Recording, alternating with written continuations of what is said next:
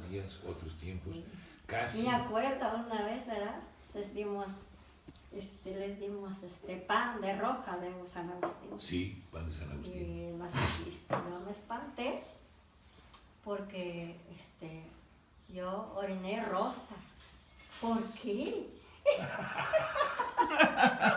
¿Cómo? ¿Qué pasó, Mira, Felipe, ¿no te esa vez? acuerdas? Claro que me acuerdo. Sí. Y te digo, ay, por favor, el pan, te di pan adentro tiene rosita. Sí. Ese fue. No, pues es que desde entonces ella tiene miedo por su salud y la verdad es que mala hierba no muere tan fácil, ¿eh? Y se ha sabido defender.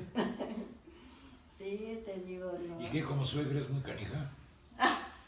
Como todas las suegras. Y esta es buena nuera. Como todas las nueras. Como todas.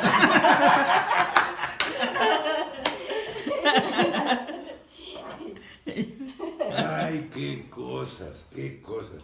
Este es un día grande para mí, Petra, de veras. Así, ¿verdad? Cuando me dijo que él iba a venir solo, Ah. dije, no, este cabrón no viene solo. Yo ya no lo quiero ver solo, ni que fuera mi novia. Yo quiero ver a doña Petra y ahí.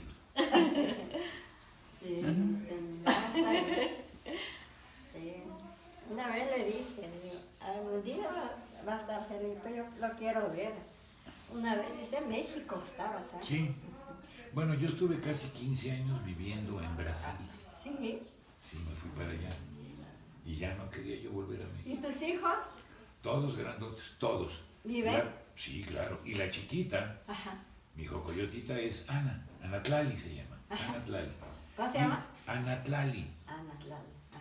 Y ella, porque su abuelita de ella, su bisabuela de ella, no hablaba español, ella hablaba náhuatl. Y cada vez que llegábamos a visitarlos a ella y a don Toño, ella decía Tlali. Y le pregunté, tierra, digo, ¿por qué dice Tlali?